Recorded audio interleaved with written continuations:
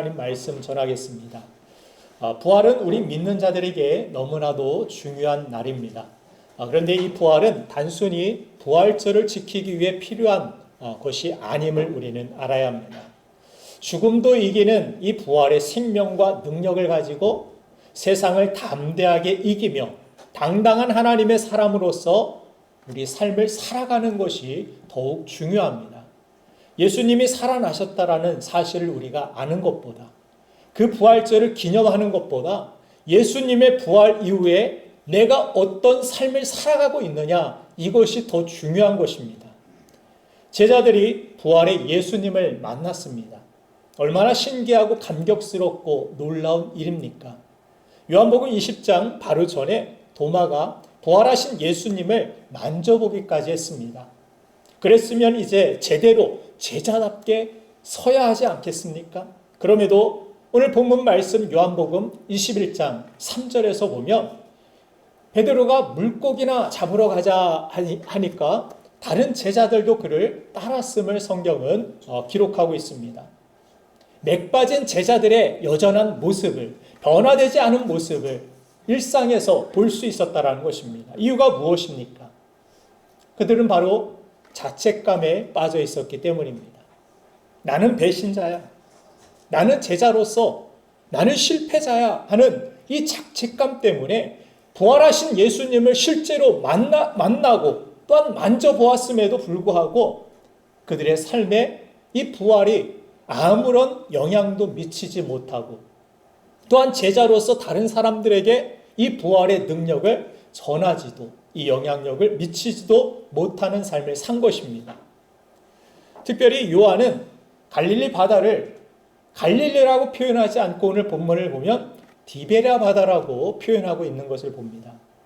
오늘 본문 말씀 요한복음 21장 우리 4절 말씀을 같이 한번 읽어보도록 하겠습니다. 시작. 요한복음 21장 1절 말씀입니다. 1절 제가 읽겠습니다. 그 후에 예수께서 디베랴 호수에서 또 제자들에게 자기를 나타내셨으니 나타내신 일은 이러하니라. 아멘. 자, 디베랴 호수라고 기록되어 있는데 이 디베랴 호수는 갈릴리 호수를 이야기하는 것입니다. 다른 복음서들에게는 이 디베랴라는 표현이 들어있지 않습니다. 유독 이 요한복음에만 갈릴리 호수를 디베랴 호수라고 그렇게 표현하고 있는데, 디베랴 호수하고 갈릴리 호수랑 다른 것이 아닙니다. 동일한 것입니다. 그런데 이름을 다르게 부른 것입니다. 디베랴라는 이름은 유대인들에게는 수치스러운 이름이기 때문에 다른 복음서에는 기록하지 않고 있는 것입니다. 로마의 도시 중에는 황제의 이름을 따서 도시들을 이름을 지었습니다. 그 중에 데가볼리의 주요 도시의 이름 중에 하나가 바로 티베리우스 황제의 이름을 딴 디베랴라고 지었습니다. 그런데 로마가 이스라엘을 통치하면서 갈릴리 호수 이름을 갈릴리라고 부르지 않고 이제 디베랴라고 불러라, 이렇게 바꿔 부른 것입니다. 침략자들이 지어 부르는 이름인데 요한은 지금 의도적으로 갈릴리를 디베랴라고 표현하고 있는 것입니다. 마치 독도를 다케시마라고, 죽도라고 그렇게 부르고 있는 수치스러운 상황인 것입니다. 여러분들, 독도를 이야기할 때 우리 가운데 다케시마입니다라고 그렇게 기록하거나 그렇게 표현하는 사람 있습니까? 그렇게 부르는 사람이 있다면 이상하게 여길 것입니다. 그럼에도 요한은 의도적으로 로마인들이 부르고 있는 디베랴라고 지금 성경에서 기록하고 있는 것입니다. 이유가 무엇입니까? 지금 로마의 힘과 이 세상의 힘에 눌려서, 자책감에 또한 제자들은 눌려서 아무것도 할 수 없는 무기력한 자신들의 상황, 이것을 표현하고 있는 것입니다. 세상의 힘 앞에 주눅들어 있고 자책감에 눌려 있는 사람이 세상을 바꿀 수 있겠느냐고, 그런 사람들이 어떻게 세상을 변화시킬 수 있느냐고 질문하고 있는 것입니다. 스스로가 그랬다라고. 부활한 예수님을 만나고서도 그들은 여전히 디베랴의 디베랴에 힘없이 무기력하게 그런 존재로 서 있었다라고 고백하는 것입니다. 우리도 그럴 때가 있습니다. 내 자신이 남편으로, 아내로 부족하고, 또 부모로서, 또 교회 안에서 직분자로서, 또 크리스찬으로서 자격 없다라는 그런 생각, 그런 자책감이 우리를 억누르게 될 때가 있습니다. 그래서 우리가 전도할 때도 힘이 없는 것은 무엇입니까? 내 자신을 보니까 너나 잘해라 할 것 같으니까, 너나 똑바로 잘 살지, 복음을 전하려고 해도 내가 그렇게 완벽하게 완전한 크리스찬답게 하나님 사람답게 여러분들 사십니까? 그러니 복음이 힘을 잃어버릴 때가 얼마나 많이 있습니까? 그러나 복음은 여러분들의 능력과 여러분들의 어떤 완벽함에 복음의 가치와 복음의 능력이 있는 것이 아닙니다. 복음은 내가 연약해도 내가 부족해도 하나님의 말씀, 하나님의 능력이기 때문에 나의 부족함과 연약함에도 불구하고 이 복음에는 하나님의 놀라운 역사와 능력이 있다는 사실, 복음 자체의 능력을 우리가 믿어야 하는 것입니다. 나를 믿지 마시고 복음을 믿으세요. 하나님을 믿으시길 바랍니다. 그래서 이 자책감이 어디로부터 오느냐면, 이 자책감의 전제는 내가 이보다 더 잘할 수 있고 나은 사람이라는 그런 생각에서부터 옵니다. 베드로에게는 나는 다른 사람은 다 주를 버려도 나만큼은 절대 주를 부인하거나 버리지 않겠습니다. 그렇게 나는 배신할 사람이 아니라는 마음이 강하게 그에게 있었습니다. 그러나 현실은 어떻습니까? 현실은 강하게 다른 사람들보다도 강력하게 주님을 배반하고 부인하지 않았습니까? 그런 마음 가운데 있었던 이 베드로가 부인을 하고 나서 부활하신 주님을 만나고 나서도 부활하신 주님의 놀라운 은혜와 역사가 그에게 영향력이 없었던 이유는 자신이 스스로 자책감에 빠져 있었기 때문이라는 사실입니다. 나에게 찾아오신 주님이 능력이셨죠. 나에게 말씀하신 주님이 능력이셨죠. 이 사실을 잃어버리고 내가 주님을 배반했지, 내가 주님을 부인했지, 나는 실패자야, 제자로서 자격 없어, 내가 무슨 성도야, 크리스찬이야, 내가 목사야, 내가 권사야, 장로야, 집사야, 내가 교사야, 내가 목자야, 나 같은 게 뭘 할 수 있고 무엇을 얘기할 수 있어. 내가 이 자책감은 내가 이보다 더 나은 사람이라는 이것을 붙들고 있기 때문입니다. 나를 붙들고 있기 때문입니다. 나는 그것밖에 안 된다는 생각이 들기 때문에 자책하는 것입니다. 시험 망쳤다고 자책하는 학생들 보면은 웬만큼 자기 수준이 높다고 생각하는 친구들이지, 자신이 실력이 아예 없다라고 생각하는 친구들이 나 시험 망쳤어 이런 이야기 하지 않습니다. 나는 그냥 시험 망치는 원래 계속 망쳐왔고 또 앞으로도 계속 망치고 지금도 망치고 그냥 망치는 것은 당연한 일이야. 그게 내 수준이야. 그러나 시험 망쳤어 하고 막 자책하고 이런 친구들은 뭐예요? 내가 실수했어. 내가 막 실패했어. 나 그 정도 안 할 수 있는, 더 잘할 수 있는 실력과 내 자신이 있다라는 것입니다. 내 자신 붙드는 사람은 자책에 빠지게 됩니다. 나는 더 잘할 수 있는데, 잘할 수 있었는데. 내가 원래 그런 사람이라는 사실을 인정하게 되면 나는 원래 그 수준이야. 그 성적표가 내 현실이야. 이것을 인정하는 사람은 자책하지 않습니다. 여러분들 잘 아시겠지만 예수님을 부인한 이 베드로는 원래 그것밖에 안 되는 인간이었습니다. 원래부터 대단한 믿음을 가지고 대단한 어떤 능력을 가지고 살았던 수제자가 아니었습니다. 예수님을 부인한 베드로는 원래 그것밖에 안 되는 믿음이었고 그런 인간이었습니다. 베드로만 그렇습니까? 우리 모두가 다 그것밖에 안 되는 인간 아닙니까? 동의를 안 하시는데? 저는 저를 잘 압니다. 그것밖에 저는 안 되는 인간입니다. 그래서 하나님 만나고 나서 저는 자책을 잘 안 합니다. 나이 들면서 뻔뻔해져서가 아니라 그게 원래 제 모습임을 알았기 때문입니다. 그래서 주님을 만나고 나서 남에게 일부러 잘 대단한 사람처럼 보이려고 포장하지 않습니다. 오히려 저를 깎아내릴 때가 많습니다. 저 부족합니다. 저 연약합니다. 저 실수하고 실패 많은 사람입니다. 그럼에도 주님이 저를 사용하시니 감사할 뿐입니다. 주님이 그래도 저를 포기하지 않으셔서 너무 감사할 따름입니다. 저를 잘 알기 때문에 제 연약함과 제 부족함을 바라볼 때 그냥 자책과 그냥 실패와 나는 안 되는가 보다 이게 아닙니다. 그럼에도 나를 사용하시는 주님이 너무 감사하고 그 주님이 너무 대단하고 너무 놀랍고 그래서 막 한숨이 아니라 그냥 감탄하고 기뻐하고 감사하고 감격해하며 그렇게 살아갈 수 있는 것입니다. 그래서 실수하고 때로 실패하고 그럴 때도 포기하지 않습니다. 그뿐만 아니라 누가 비난하고 욕해도 기분은 나쁘지만 전처럼 노여하지 않습니다. 그게 나니까. 사람 볼 줄 아네. 그렇게 생각하고 이해하고 넘기죠.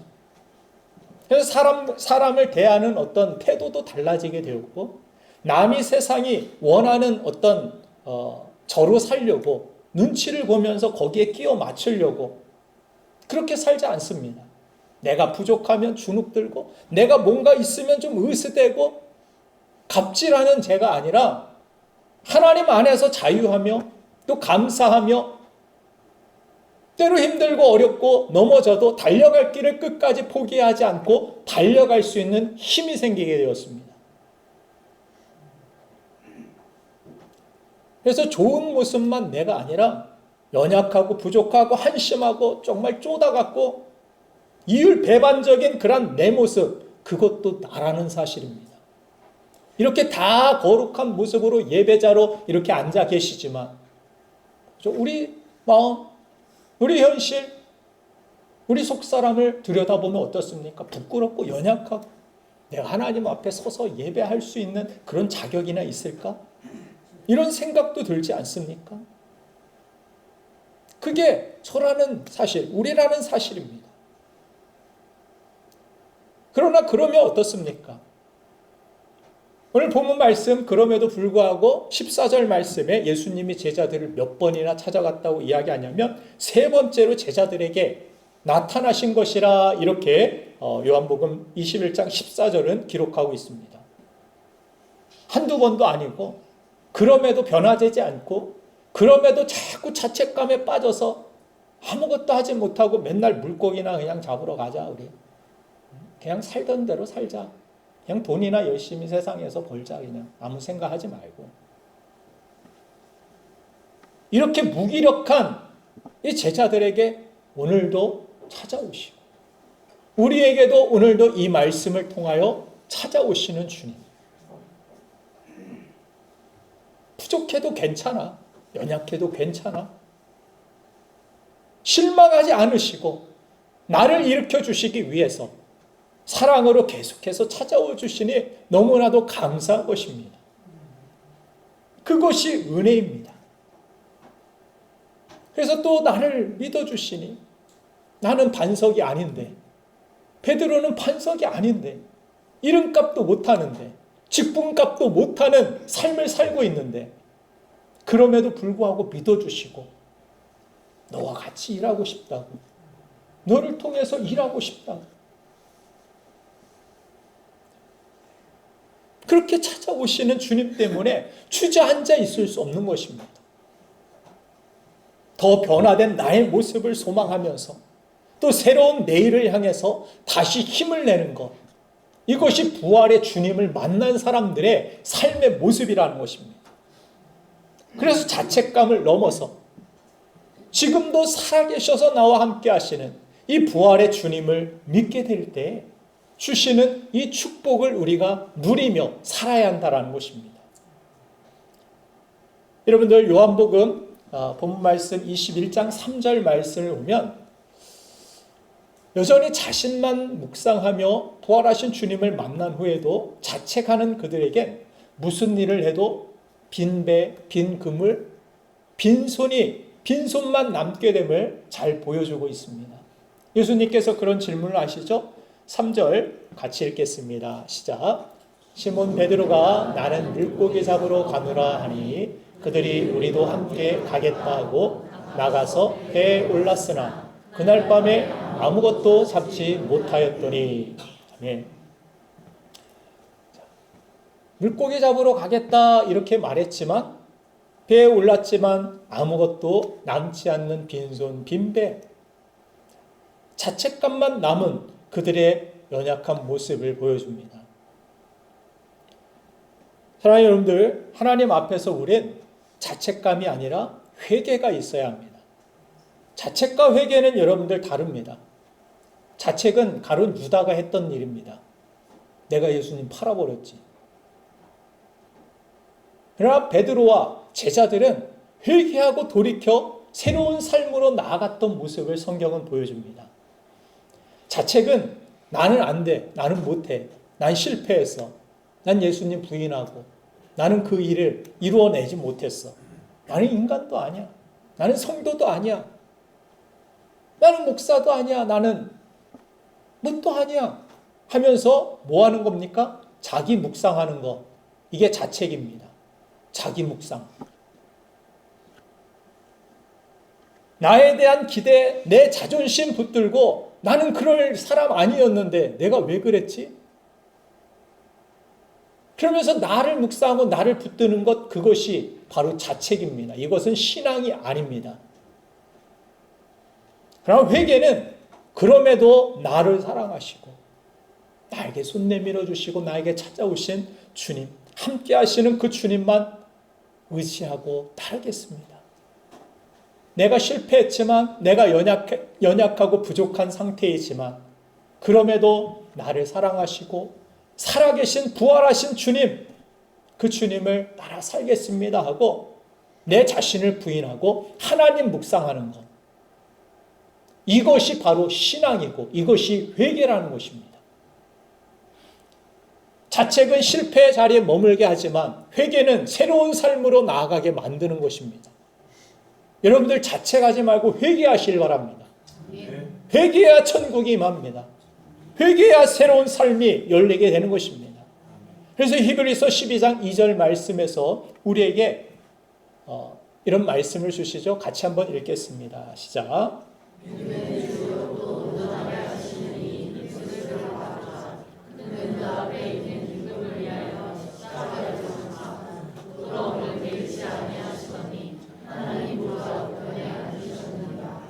아멘.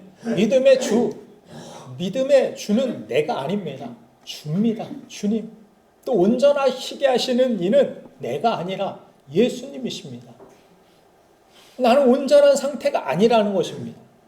그걸 여러분들 시인하시고 그러면 나는 안 되는가 보다가 아니라 나를 온전하게 하시는 분께 나아가야 한다는 것입니다. 그분을 생각하고 그분을 바라보며 그분을 예배하며 나를 온전하게 하시는 예수님께 시선을 고정시킬 때 하나님의 놀라운 은혜와 역사가 시작되고 새로운 삶이 열리게 되는 것입니다. 나는 아무것도 아니지만, 나는 심령이 가난하지만, 애통한 자이지만, 죄인 중에 괴수지만, 의지할 게 하나도 없는 사람이지만 그러므로 오직 주님만 의지합니다. 주님만 예배합니다. 내 힘이 아닌 주가 주시는 힘으로 주님만 믿고 따라가겠습니다. 복잡하게 미래 어떤 실패, 두려움, 내가 뭘 할 수 있을까 이런 생각 안 하겠습니다. 나와 함께 하시고 나를 사용하시고 나를 인도하시는 분은 주님이시니까. 내 믿음도 장담 내가 안 합니다. 나는 나중에 크게 뭘 하겠습니다. 저는 그런 장담 안 합니다. 그런 장담하는 사람 저는 오히려 좀 그렇게 생각합니다. 그 장담대로 안 될 텐데. 우리 큰 소리 치는 사람, 장담하는 사람, 베드로처럼 다 버려도 나는 안 버립니다. 이런 사람이 제일 먼저 버립니다. 제일 먼저 실패합니다. 믿음은 장담으로 되는 것이 아닙니다. 믿음이라는 것은 내 자신이 아니라 주님을 믿고 의지하며 한순간 한순간 하루하루 나에게 맡겨주신 일들과 나에게 주신 말씀을 가지고 순종하며 성실히 그 길을, 믿음의 길을 한 걸음 한 걸음 따르게 될 때 어느새 영광스러운 길에 서 있고 변화된 내 모습을 발견하게 되고 그것이 믿음의 길이지 나중에 크게 이건 사기꾼들이 하는 이야기입니다. 사도 바울도 놀라운 하나님의 기적과 역사를 볼 때 내가 세상을 뒤엎고 이런 비전 없었습니다. 그저 만나는 사람들에게 복음 전하고 만나는 그런 교회들, 어려운 교회들을 돌보고 내가 할 수 있는 일들을 해나가며 그랬더니 놀라운 기적과 치유의 역사도 일어났고 내가 막 기적을 나타내고 내가 치유하고 이럴 거야? 아닙니다. 살다 보니까 말씀대로 행하다 보니까 그런 기적과 능력이 있고 놀라운 복음의 역사, 하나님의 역사가 그를 통하여 나타낸 것입니다. 나를 자부하지 마시고 나를 묵상하지 마시고 하나님을 바라보시고 하나님을 묵상하고 하나님을 의지하십시오. 하나님을 예배하십시오. 그럴 때 여러분들의 삶 속에 하나님께서 힘주시며 하나님께서 해답이 되어주시는 은혜가 있을 줄 믿습니다. 오늘 성경은 그래서 자책감을 넘어서 당당한 내 자신으로 또 주님의 제자로서 이 세상을 살아가려면 무엇이 필요한지 두 가지 중요한 사실을 우리에게 가르쳐 주는데 첫 번째는 말씀의 힘을 가지라는 것입니다. 오늘 본 말씀 요한복음 21장 5절 6절을 보면 자책감과 빈금을 빈손인 그들에게 예수님의 말씀이 임합니다. 함께 읽겠습니다. 시작.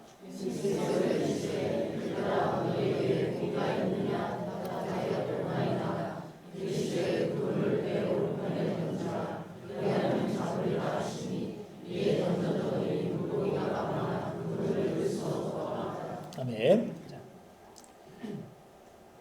예수님의 말씀대로 따라 행하였더니 그물이 찢어질 정도로 들 수 없을 정도로 가득 잡혀 있었다. 그리고 11절에 내려가보면 그 물고기 수가 153마리였다. 153 물고기를 잡았다. 이렇게 기록하고 있습니다. 어떤 신학자는 그 당시에 갈릴리의 어종이 그 정도 숫자가 된다라고 이야기합니다. 종류대로 그렇게 잡히게 하셨다라는 그런 해석을 내놓기도 합니다. 사실인지 모르겠지만 모든 민족을 향해 또 영혼 구원을 위한 사람을 낚는 어부로서의 어떤 비전을 그 그물의 사건, 고기의 153 고기의 사건을 통하여 비전을 다시 보여주신 기적이라고 설명하는데 어느 정도 일리가 있다라고 저는 생각합니다. 우리가 아는 모나미 볼펜도 세계 모든 사람이 쓰는 볼펜이 되기를 이 말씀을 읽으면서 그래서 153 모나미 볼펜을 1963년 5월 1일에 그렇게 만들게 되었는데 지금까지 30억 개 이상 그 기대대로 판매가 되었다라고 이야기합니다. 우리도 복음을 땅끝까지 전하는 볼펜만 전하는 그런 성도가 아니라 그런 삶이 아니라 복음을 땅끝까지 전할 수 있는 교회와 성도가 되는 비전이 우리 마음속에 샘솟기를 간절히 바랍니다.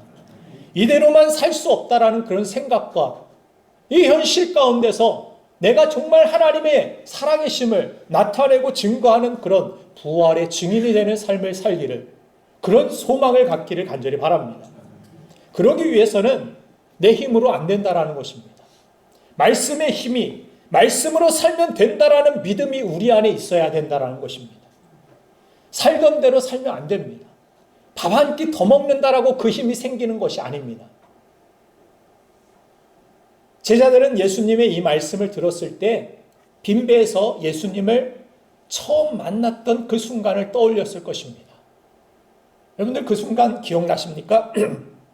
누가복음 5장 4절 5절 말씀을 보면 예수님 처음 만났을 때의 모습을 기록하고 있는데 이 모습이 강에서 오늘 부활하신 후에 찾아오신 이 예수님의 빈배 사건과 이 사건을 헷갈려 하시는 분들도 계시는데 처음 만났을 때 모습을 한번 같이 읽어보겠습니다. 시작. 말씀을 마치시고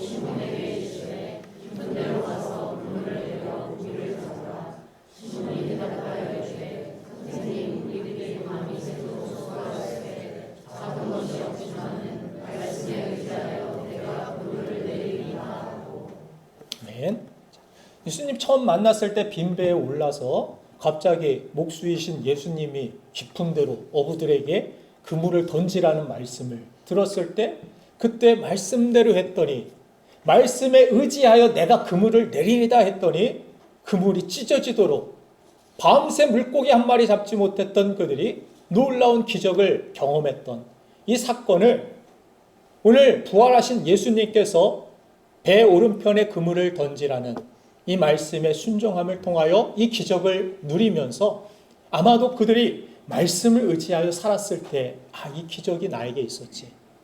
말씀대로 살았더니 하나님의 능력과 축복이 있었지.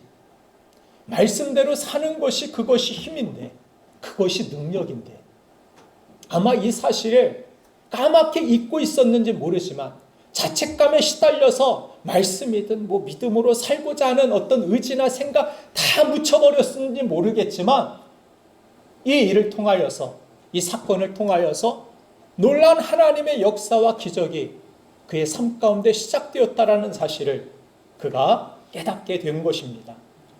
우리도 마찬가지입니다.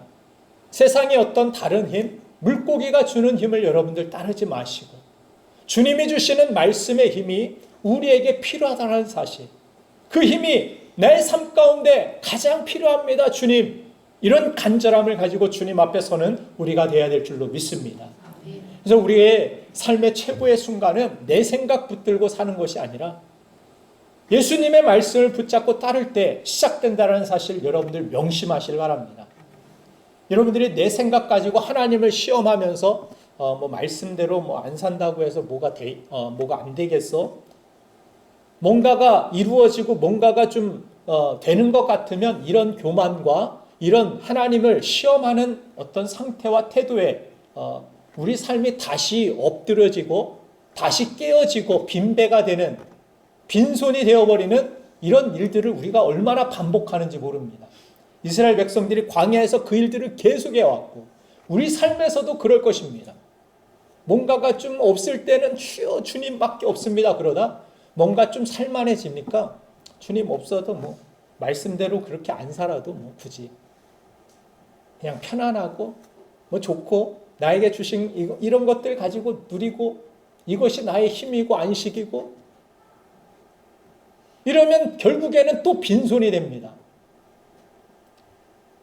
여러분들 예수님의 말씀을 붙들고 따를 때 하나님의 기적과 역사가 끊이지 않는 복된 삶을 우리가 살아가게 될 줄로 믿습니다. 그래서 나 같은 죄인, 나 같은 연약한 사람, 이 부족한 사람이 뭘 할 수 있겠어라는 그런 자책감이 들거나 또 세상의 강력한 힘 앞에서 그 힘을 추구하고 말씀의 힘이 아닌 주님이 아닌 다른 것을 따르면서 무기력해진 우리 자신을 주님 앞에 드리며 말씀하시는 주님 앞으로 예배하러 나오는 것, 그래서 중요한 것입니다. 여러분들 들은 말씀대로 살아가는 것 얼마나 중요한지 모릅니다.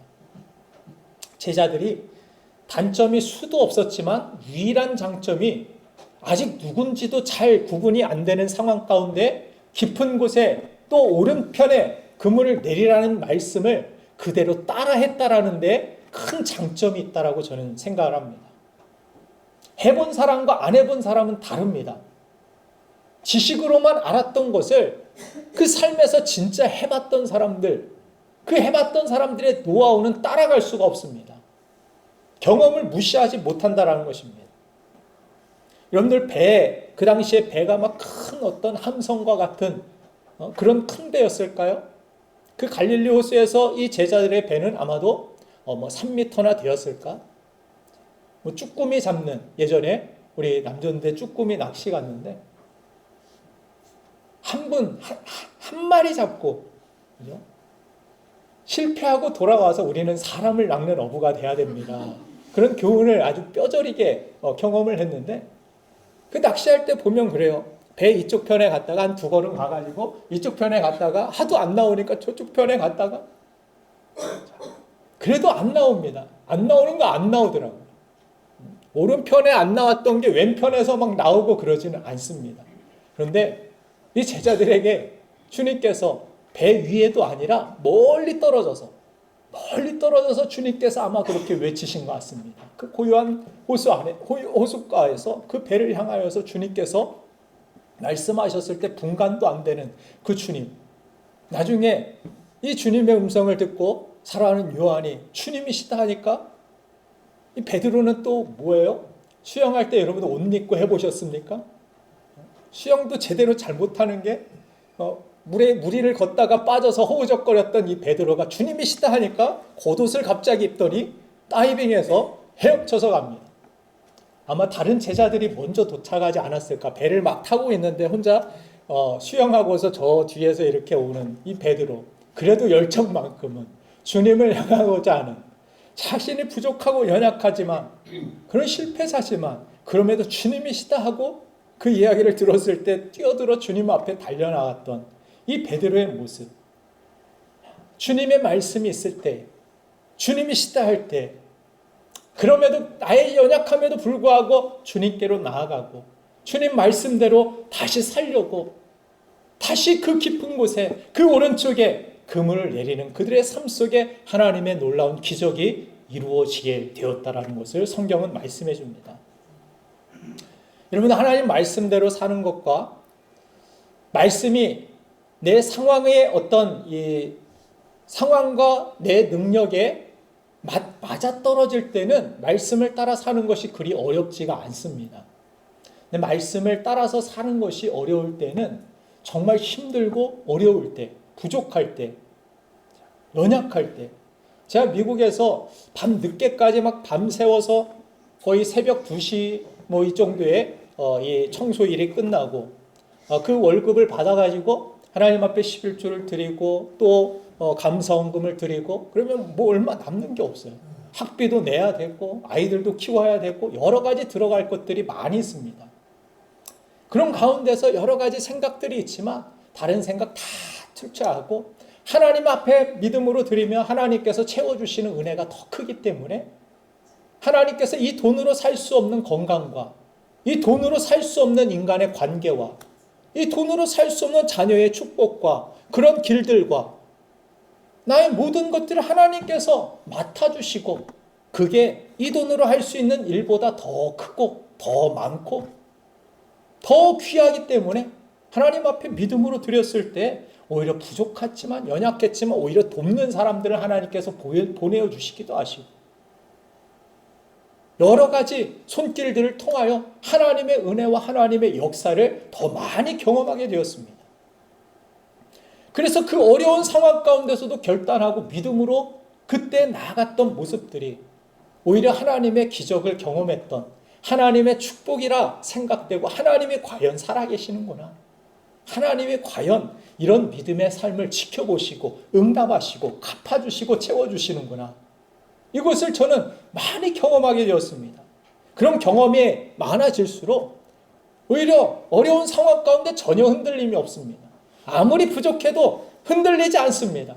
그냥 당연한 것입니다. 말씀대로 사는 것이. 그것이 복이라는 확신이 더더욱 들게 되고 담대함을 얻게 되는 것입니다.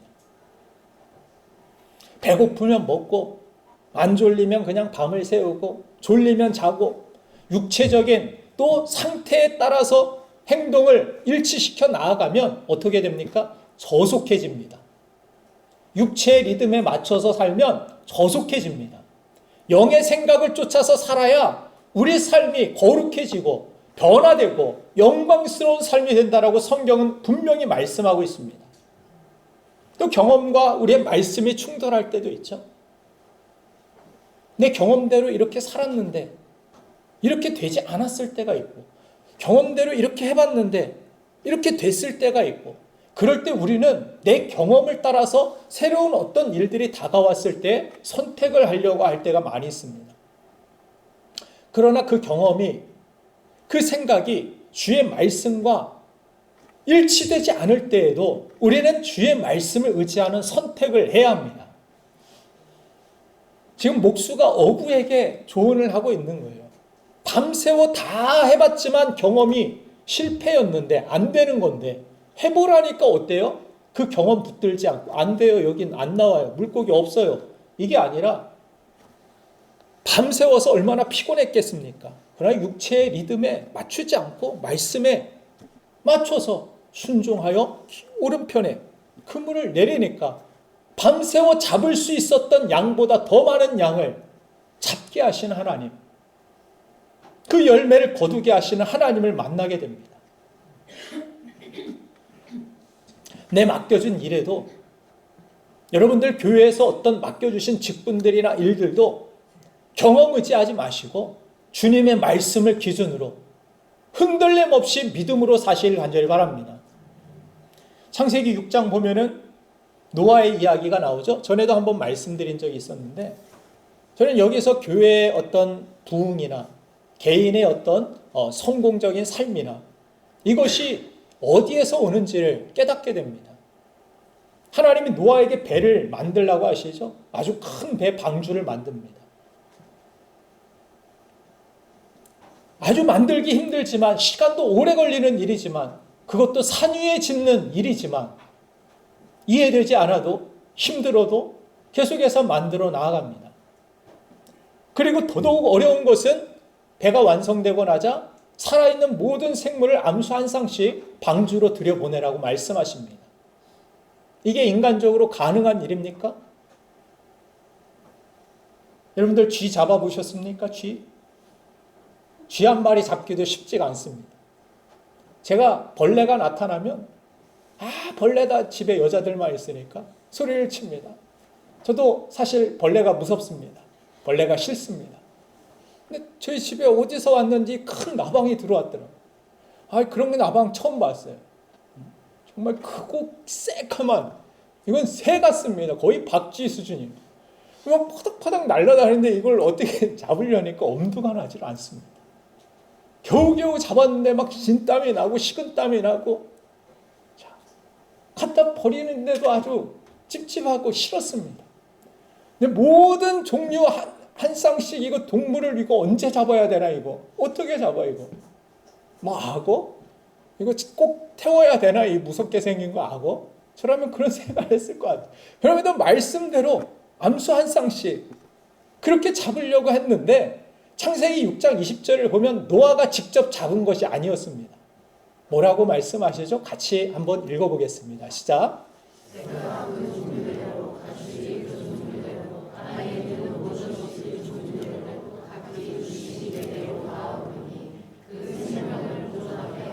아멘. 각시 두씩 네개로 나온다 이렇게 말씀하십니다. 노아는 동물 잡으러 다닌 것이 아니라 접수만 했습니다. 한 쌍 왔어. 체크하고 뭐가 빠졌지?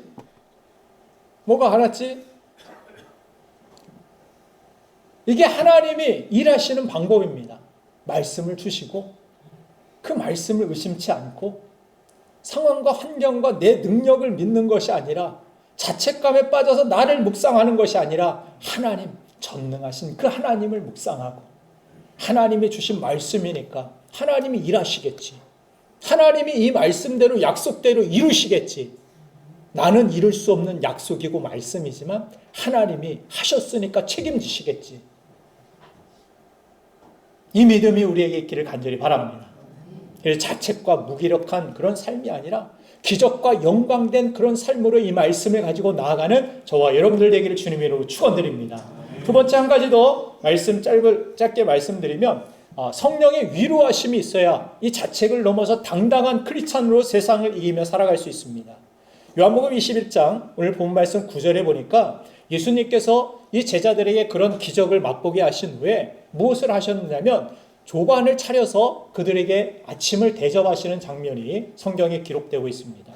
9절에 보면 어떤 재료들이 나오는데 육지에 올라보니 숯불이 있는데 그 위에 생선이 놓였고 떡도 있더라. 자, 베드로가 예수님을 배반했던 그 상황, 그 환경을 보면 불을 쬐고 있었다라고 성경은 기록합니다. 사람들과 함께 밤에 불을 쬐고 이렇게 있는데 여종이 와가지고 당신 예수님과 함께 따라다녔던 그런 제자 아닙니까? 강하게 숯불 앞에서 부인했던 이 베드로가 예수님께서 숯불을 피우고 있는 광경을 무트로 올라와가지고 봤을 때 아마 깜짝 놀랐을 것입니다. 그런데 그 사실을 예수님께서 직면하게 하십니다. 그러나 예수님은 그 숯불 앞에서 너 왜 그때 나를 배반했어? 너 나를 닭이 3번 울기 전에 배반하고도 치킨만 잘 먹더라? 응? 나는 아마 까맣게 입고 그렇게 살아가고 있느냐? 넌 양심도 없냐? 부활하신 주님께서 숯불 피워놓고 그런 훈계를 하신 것이 아닙니다. 주님께서 따뜻하게 식사를 대접해 주시면서 여기 떡과 물고기가 있죠. 떡과 물고기는 아마 숯불만 보지 않고 떡과 물고기를 봤을 때 베드로는 오병이의 놀라운 기적을 예수님께서 떡과 물고기를 통하여 그들에게 베풀어 주신 것을 떠올렸을 것입니다. 그 빈들에서도 많은 사람들을 충만하게 하신 예수님, 연약한 가운데서도 그 연약한 물고기와 떡을 통하여서 놀라운 사람들, 수많은 사람들을 살리신, 그들을 채우신 주님, 나같이 연약한 부족한 사람을 통해서도 일하실 수 있는 주님께 소망이 싹텄을 것이라 생각합니다. 그리고 예수님의 떡을 나눠주시면서 그들에게 생명의 떡임을 말씀하시는 주님, 자신을 내어주신 주님, 이 주님을 만났을 때 이 베드로는 제자들은 하나님의 놀라운 은혜를, 그 위로를 받았으리라 저는 믿습니다. 요한복음 21장 10절 내려가 보면 예수님께서 생선도 미리 있었지만 지금 잡은 생선도 가져오라고 말씀하십니다. 조금 가져오라고 하시죠. 다 가져오라는 게 아니에요. 좀 가져와라 이렇게 주님이 말씀하시는데, 여러분들 누가 내가 일을 다 해놨는데 와가지고 만약 교회 청소를 했습니다. 혼자 거의 다 했습니다. 현관 밑에 1층 계단만 남겨놓고, 근데 누군가 이렇게 와가지고 계단을 쓱쓱 쓸고 저에게 이야기합니다. 우리가 다 했습니다. 속으로 저는 거의 다 했는데 이 사람은 이만큼만 했을 때, 또 여러분들이 명절에 음식을 나는 수고해서 새벽부터 그냥 다 저녁까지 차려놨는데 저녁 늦게 동생이나 뭐 시누이나 이렇게 와가지고 김치 하나 딱 이렇게 올려놓더니 우리가 이 상 차렸습니다 오늘, 이런 이야기 한다라면 정말 얄밉고 정말 속상하겠죠. 예수님이 지금 조반 다 차려놓으시고 생선이 없었던 것이 아닙니다. 생선과 떡이라고 성경은 기록합니다. 그런데 너희들이 잡은 생선도 좀 가져와라 말씀하시면서 그 식탁에 초청하시는 예수님의 모습을 보게 됩니다. 예수님은 그렇게 말씀하시는 것입니다. 예수님은 지금 연약하고 부족함에도 불구하고 예수님과 함께 이 아름다운 식탁을 그들의 헌신과 그들의 수고를 통하여 이루어 가시듯이 하나님의 나라를 연약하고 부족한 제자들이지만 그들을 초청하셔서 그들을 통하여 하나님의 나라를 우리가 이루었다라고 말씀하시고 싶으신 것입니다. 이것이 하나님께서 우리에게 말씀하시고 우리에게 사명을 주시고 우리를 통하여 일하시는 방법이라고 저는 믿습니다. 이 복음도 구원도 하나님이 혼자 다 하실 수 있습니다. 전도 우리가 안 해도 하나님이 다 하실 수 있는 일입니다. 그럼에도 불구하고 전도에 미련한 것으로 영원 구원하기를 기뻐하셨다라고 성경이 말씀하시는 이유는 무엇입니까? 왜 땅끝까지 내 증인이 되라고 말씀하십니까? 왜 이렇게 부담된 그런 복음의 증인이 되라고 주님이 말씀하시는 것입니까?